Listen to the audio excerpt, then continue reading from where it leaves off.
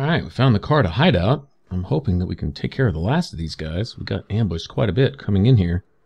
And I can expect a whole crap ton more dwarfs now that we are in here, right? Yep, the first thing right off the top is an ambush.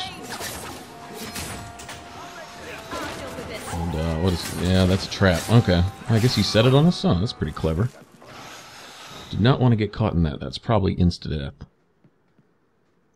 Okay, so we found evidence coming in that this is a, somewhat of a dwarven ruins, and these strongly resemble the ruins under Kirkwall.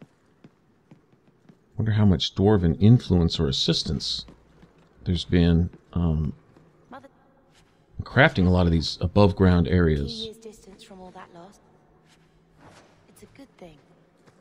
She must worry with both of us in a place like this. She was so adamant I not go last time. And look what happened. I'd have gone to the circle eventually. Perhaps not so gently. Better or worse, it is what it is. Bethany's a champ. Alright, so what do we have here? Track Bethany Haunt to the gallows. Okay, so they're after us for our blood. And, blood usually means, one thing and one thing only. Can't use magic, blood, or otherwise. And what's this got to do with father? Carter should want gold, not blood. This is something different. I guess we only get that answer from Corypheus. Now we know from when we were on our way in here that we're dealing with fanatics. You can tell by the eyes of these dwarves that they have the whole corruption thing going, one form or another. Alright, but they're apparently serving Corypheus. Now, anyway, you got these above-ground dwarven ruins, and from Inquisition, we understand that basically it was a form of exile. Okay, as opposed to those who leave to go trade with the surface on their own and become surfacers, it was also a form of punishment or exile to be banished to the surface. And we even found evidence in the Hissing Wastes of a guy taking his sons to the surface, leaving the politics and infighting and backbiting of Orzammar to go, you know, make a living up above. Now, they kind of... I guess you could call it a taig of sorts or whatever. Anyway, they made their above-ground dwellings there in the Hissing Wastes, and found evidence of other cool stuff, like them being able to bind demons into the stone.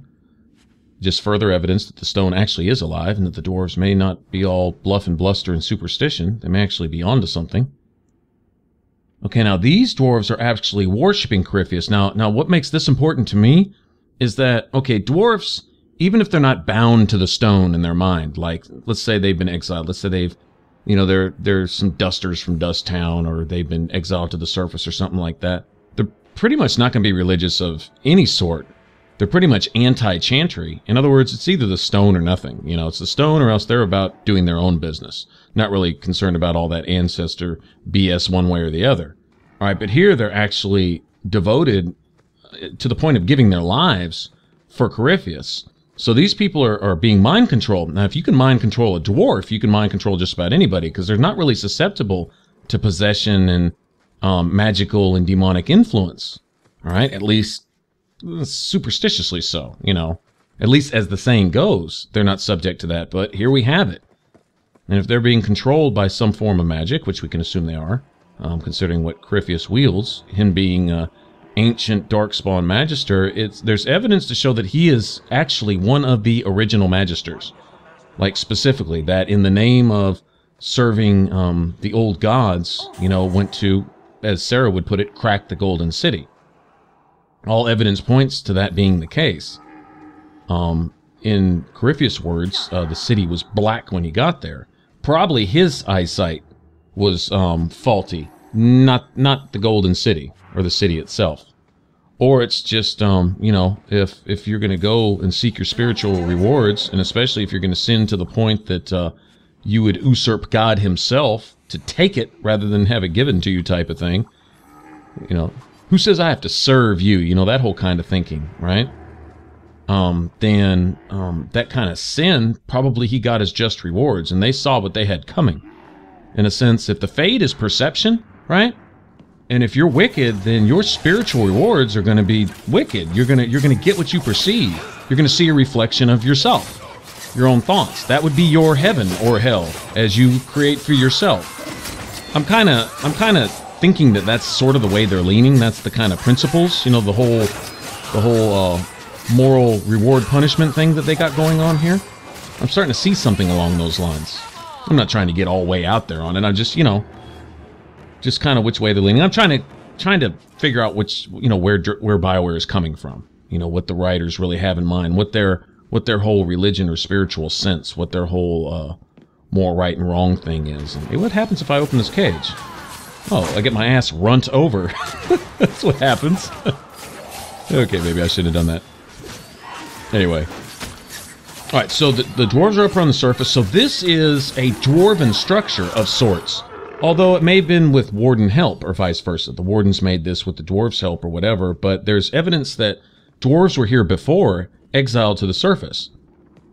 Probably desiring to be left alone, and if you can bind demons to the stone, or bind spiritual things with stone, then this fortress, and what becomes essentially a prison of sorts, becomes the perfect house for someone, you know, a power of Corypheus magnitude. All right, tell me. Can you hear that? Beg your Drumbeats. pardon? That guard story of yours, The Great One's key.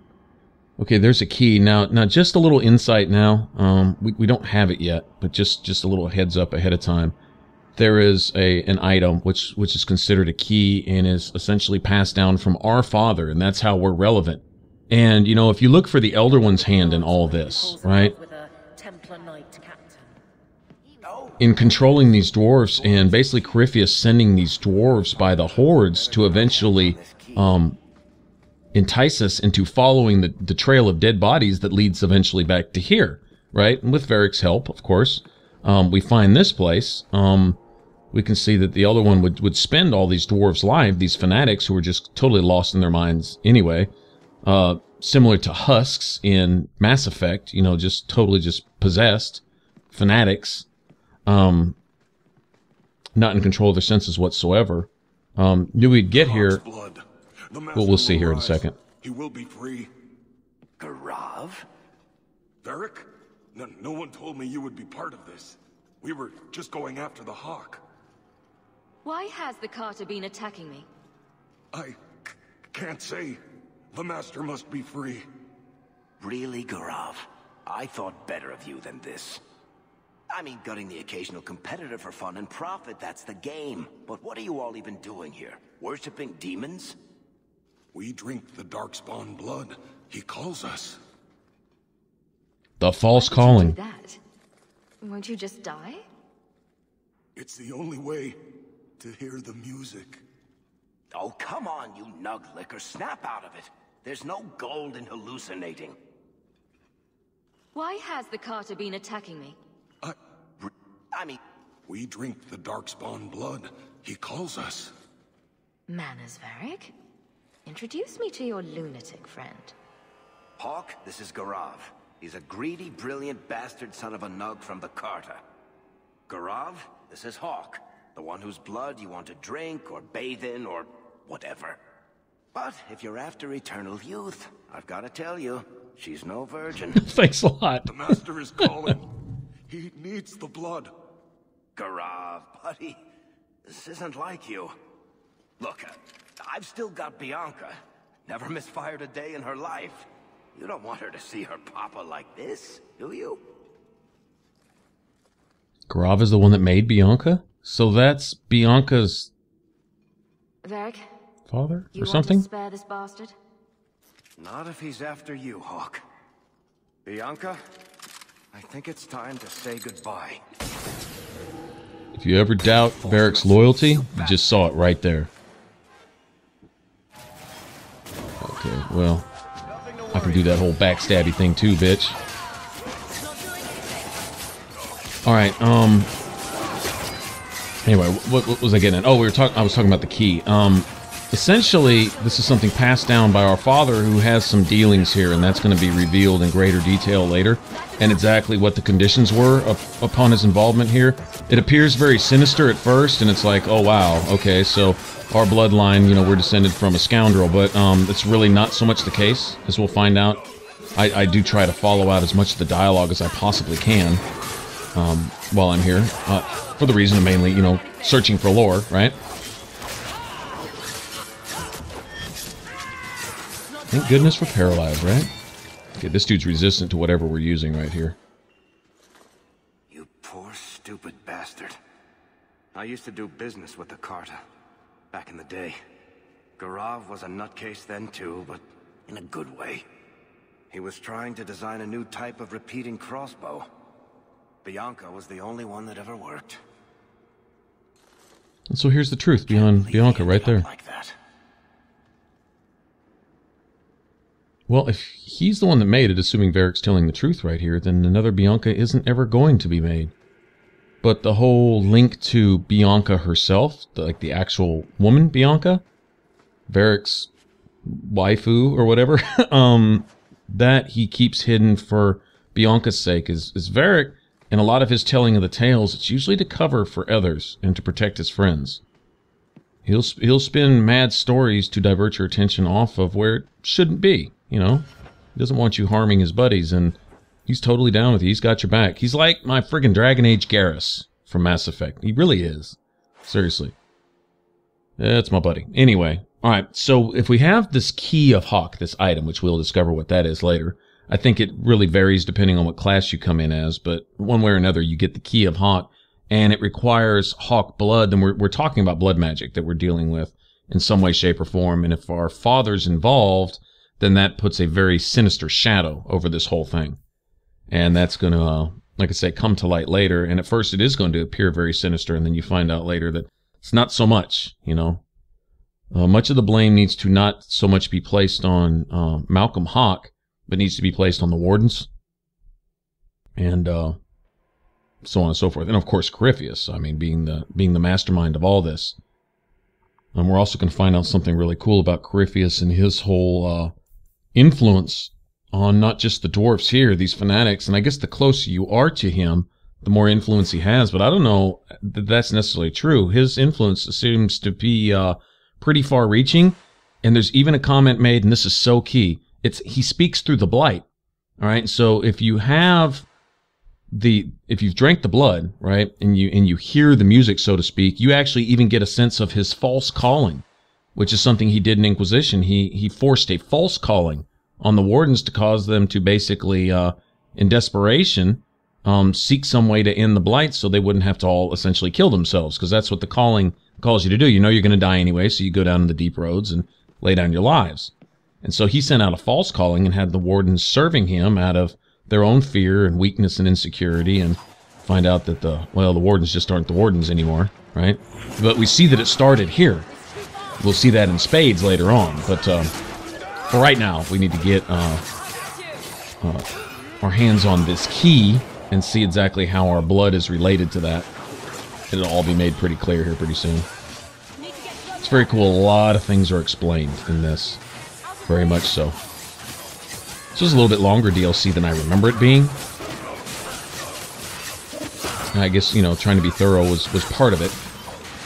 Looking around for all the codexes and stuff. The codexes are really what I was after here, and they explained a lot, as they have so far. Like they've hinted, if you read between the lines, of things like, okay, the dwarves in exile having created this, that perhaps the Warden Fortress was built on top of a dwarven surface tag, similar to Ostagar, a tower built on top of a dwarven surface tag and used as something of a fortress, a place of defense, against blights and things like that, and invaders and what have you.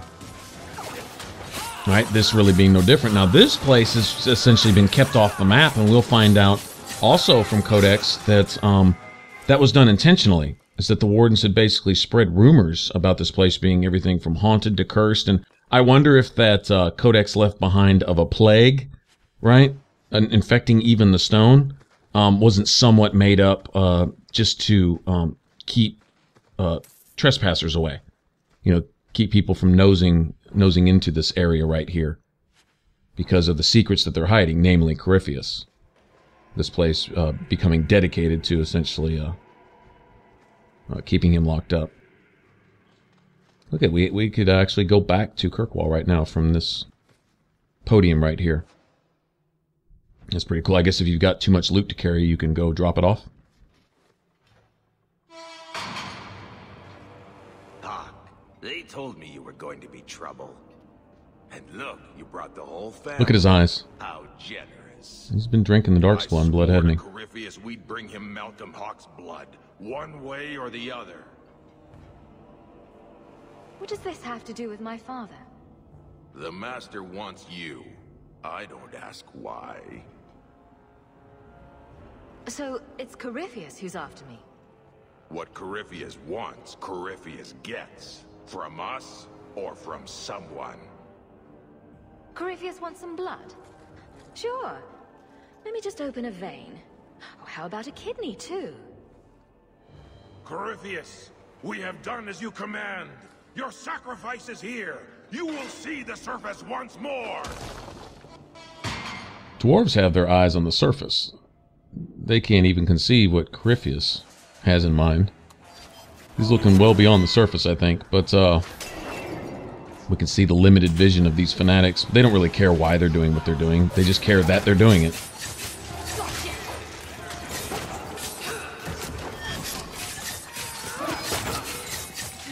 See how quick I can get rid of these snipers up here. Maybe not quick enough. I don't know. Yeah, they turned on me pretty quick. Oh, nice. Good job.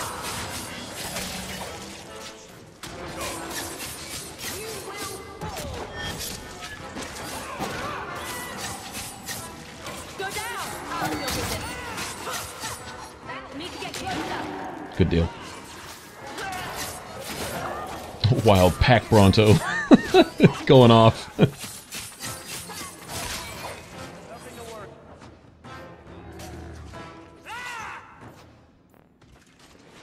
we go.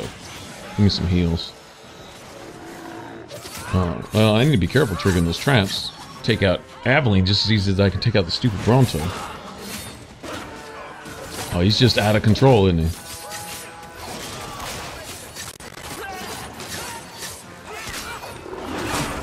Just die, man. Alright, yeah, you're a little beyond annoying right there.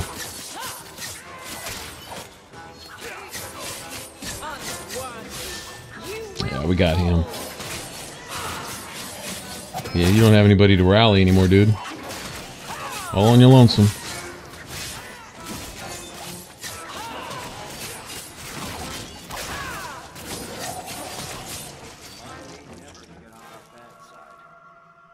That's a lot of XP. You said 3,200? That's crazy. What the...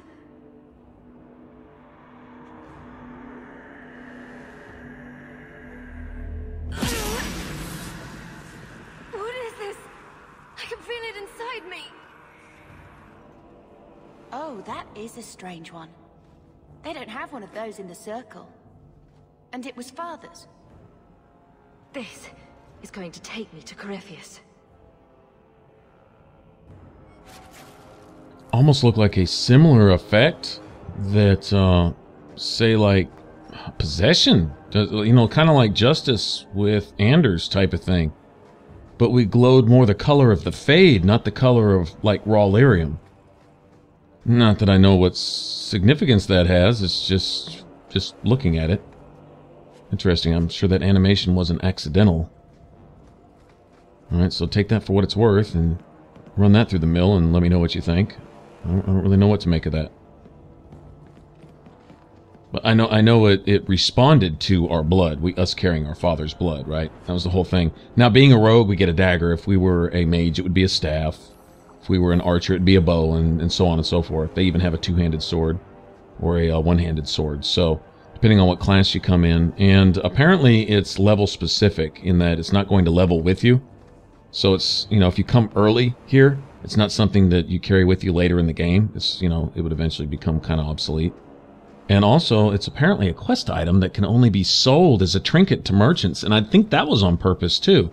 as this could kind of be passed along to be of some import later, or now it's of no importance whatsoever, now that we've dealt with the whole Corypheus thing, you know, assuming we've gone through the whole DLC and finished this. But anyway, taking a look at this, and it's got decent stats.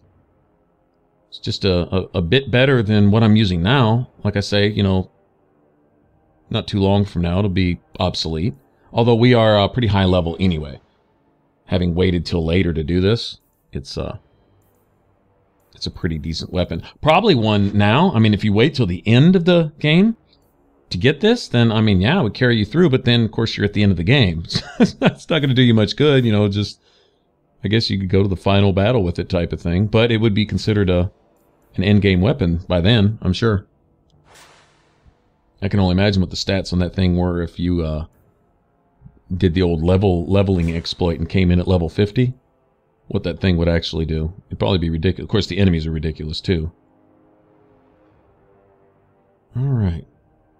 That's something to consider giving Anders. As much as I hate Anders, 100% of melee really? Does sound like something Anders could use. And it's got a little extra health on it, too. Or even Meryl. Although, Meryl, I'm all about stacking her with the whole blood magic thing. She's getting a lot of mana from her blood pool.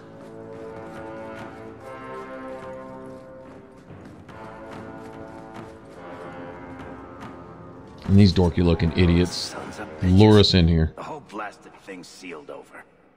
I guess we should have seen that coming. Yeah, I probably should have seen that coming. Oh. No way but down now, right? And this is really cool. This is sort of deep roads. Look at that thing.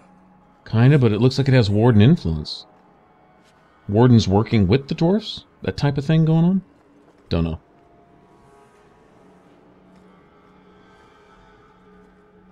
Alright. Wow, cool. Place to change the party. And storage. Oh, I can put stuff up for later. Oh, nice. Alright, so anything that I might want to give to other members who aren't with me now, I can go ahead and leave that here and pick them up back at the mansion at home some other time. Very convenient. Maybe not very realistic, but very convenient. Alright, so let me just pass this stuff along that I'm not going to be using anytime soon. Yeah, I'm not going to be putting anything in any gear right now. Although I think I'm just going to keep on hand stuff that I'm going to sell when I get back so I can kind of separate these. So let me just send home the stuff that I'm going to want to save.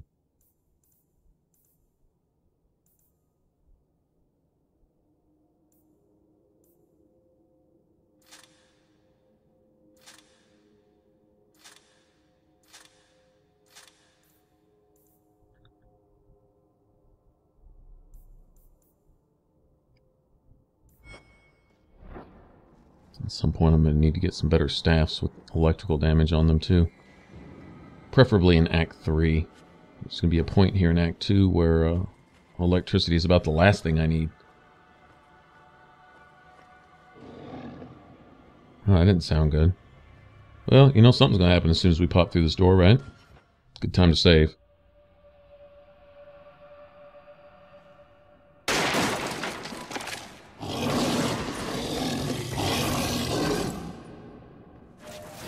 Interesting, those were the dwarves that lured us in here?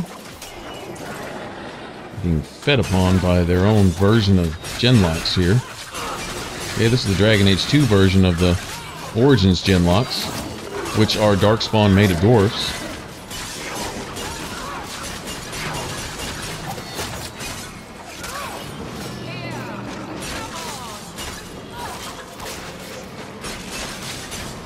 Oh, this dagger just hits with some power, doesn't it? Makes a really cool sound when you kick somebody's ass with it. It really does.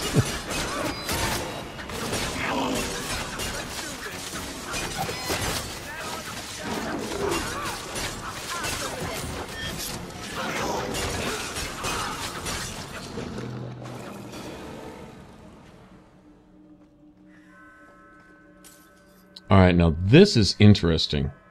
Although it took me just a second to kind of figure out exactly how to get these open.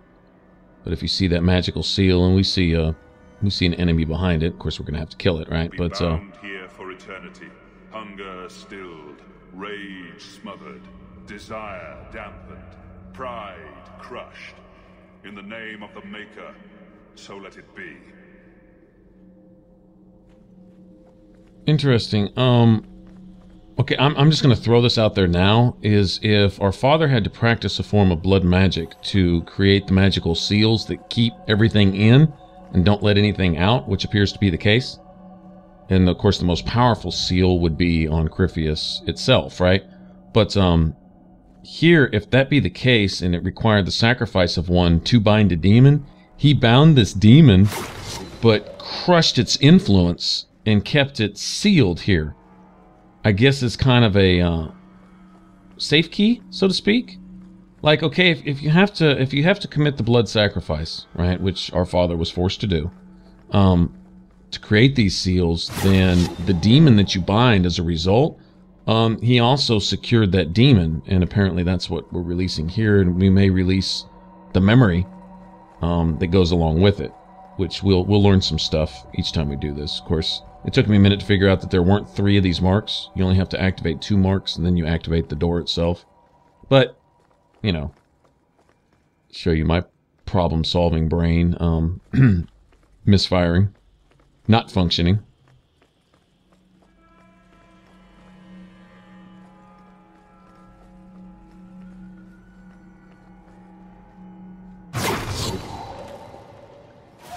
There we go.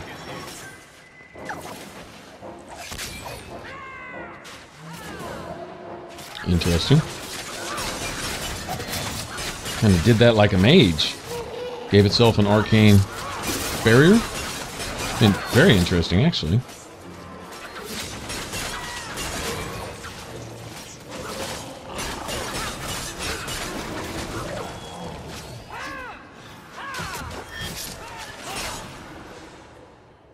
Wow, okay. Yeah, just like a mage.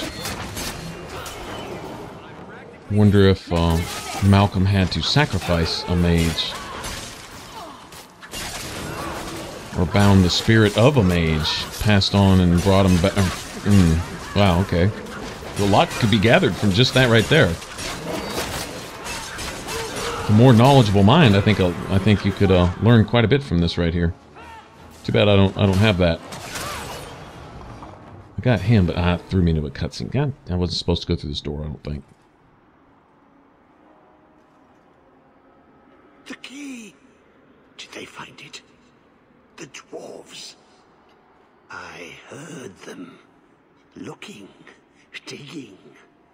How do you bring the key here? You mean this? How is this a key? Magic.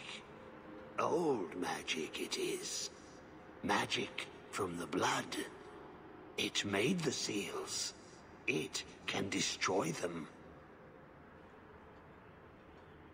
I came in here to find Corypheus. Do you know where or what he is? Do not say his name. He will hear you. Do not wake him. Not when you hold the key. The door's sealed behind us. Is there another exit? An exit? But didn't the Carter say it's this Corypheus who wants us? Won't he just keep coming after us? No way out when the walls stand. The wardens build their prisons well. If the center holds, who cares what else is trapped? I don't think we're getting any help here, Hawk. Hawk? You are the blood of the Hawk?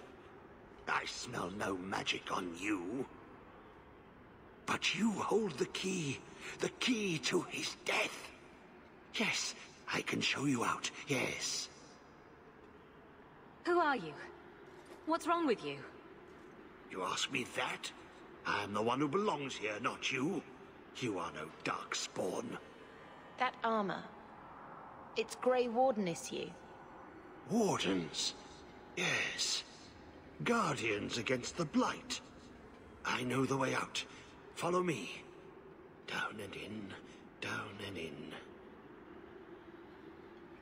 Because I always like to follow the advice of tainted, crazy people. Not crazy. No. Trust me.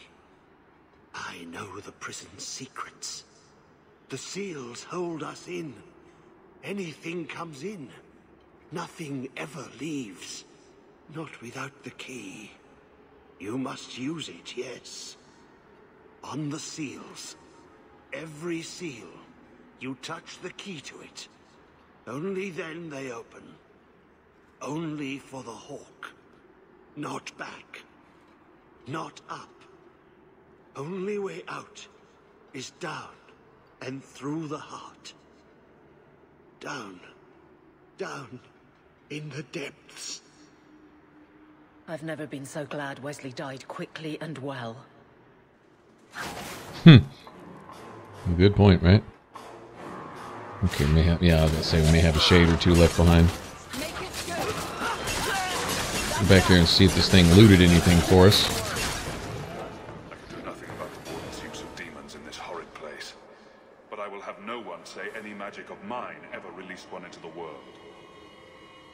Did that voice sound familiar to you? I could almost swear. It sounded like Father, but how? Well, I don't see one of the dwarven crystals like at the end of Inquisition to actually replay memories. We seem to have an effect similar to that here, but notice what he says is no one's ever going to accuse me of having released a demon into the world. And so if he's forced to use blood magic, which we do find out he was forced, then at least he bound the demon that was summoned here and crushed it. Apparently Father was a pretty powerful mage. And a responsible one, too. No wonder Bethany was trained so well.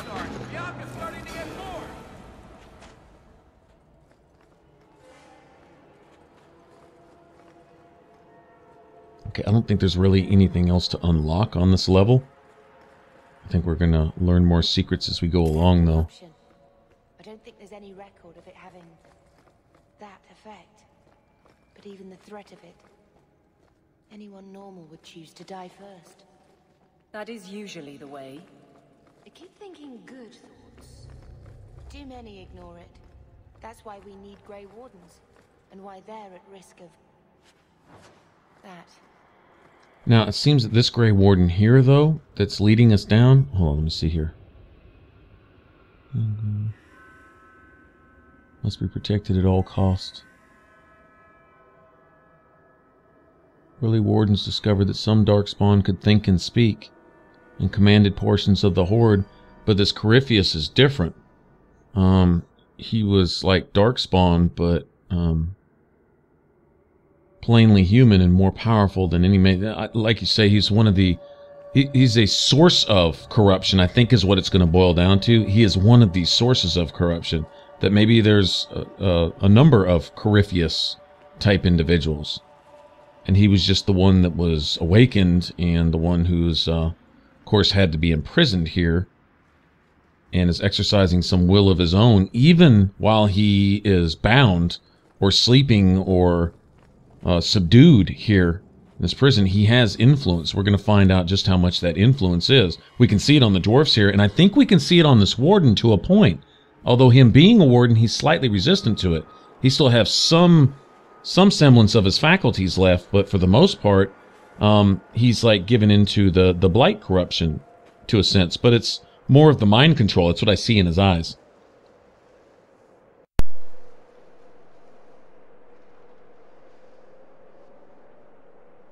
This thing was constructed more than 1,000 years ago, lost to history. The prison is concealed by a rift in the Vimark Mountains. The prison consists of a central tower built in the rift with magically maintained bridges, allowing access at different levels. To be caught within, you never re-emerge. And that's, of course, by design. Is basically like one-way mirrors, essentially. Almost like Illuvians, sort of. Oh, no, I would make the link there. But anyway, kind of like one-way mirrors coming in, but you can't go back.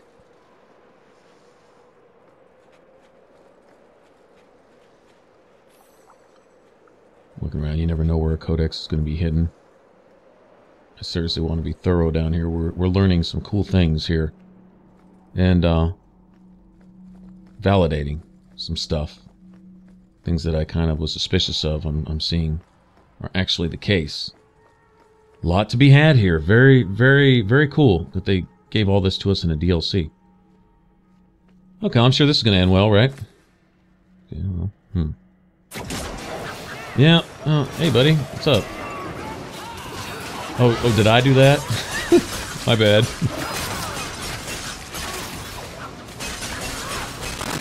Yeah, I think kicking this dude's ass as quickly as possible is the thing we need to do here. Don't turn on me, buddy. Oh, no. That's not acceptable. Is that a large crushing prison that he... I think that's a crushing prison he created there. Interesting. I probably don't want to be in that. It's a good thing I got spirit resistance. I'm kind of happy with the runes I've got set up. Nice amount of XP. Let me guess. The first seal?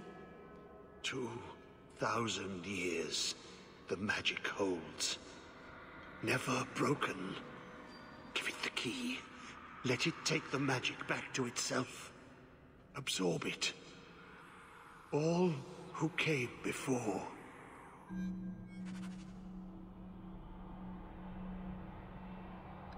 Okay, now our father wasn't 2,000 years ago. If he had to come in and perform some rites to create or strengthen these magic barriers, then who performed the initial ones? Who set these things up in the first place? That's a question.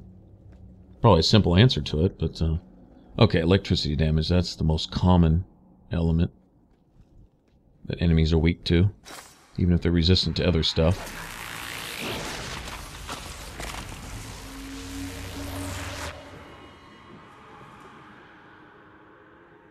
The blood works.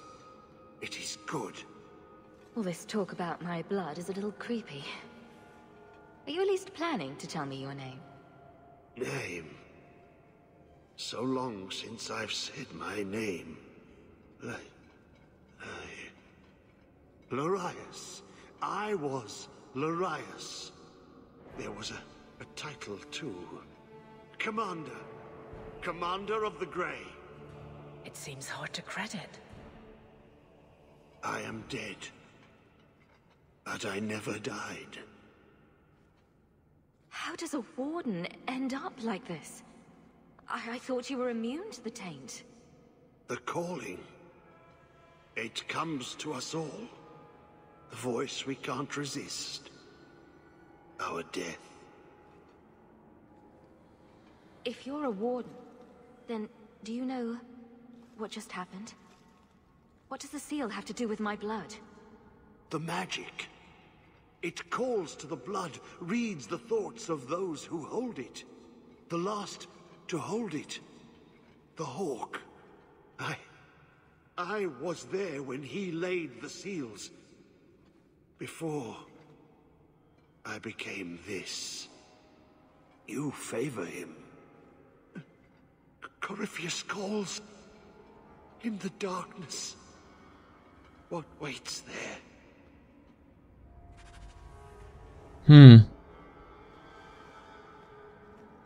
So I suppose he's suffering from the false calling, but it won't let him die.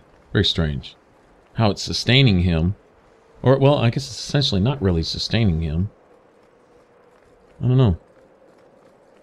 I wonder if he actually dies once he's released or something. Anyway. Whatever the case, he's suffering from the false calling, one way or another, and that appears to be Corypheus' MO when dealing with the wardens. And a way to subdue them, I guess.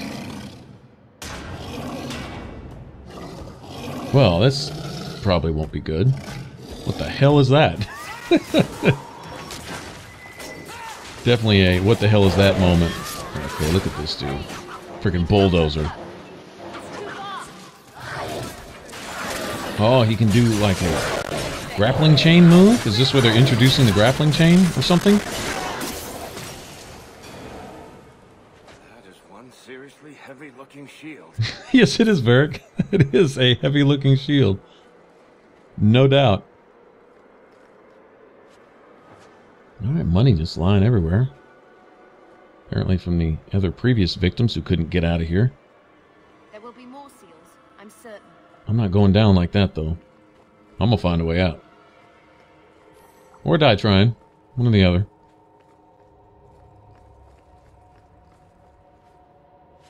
Alright, never know what might be holding the good stuff, or what might be holding the breaches. No breaches. Alright, well, that's the first seal. Alright, we're on our way down. And, no place to go but down, right? Alright, thanks for watching, and we'll get into more of this in the next one. If you want to subscribe, click that button up top. For the rest of this Let's Play up to this point, click that image in the middle. Thanks for watching. I'll catch y'all later. Bye-bye.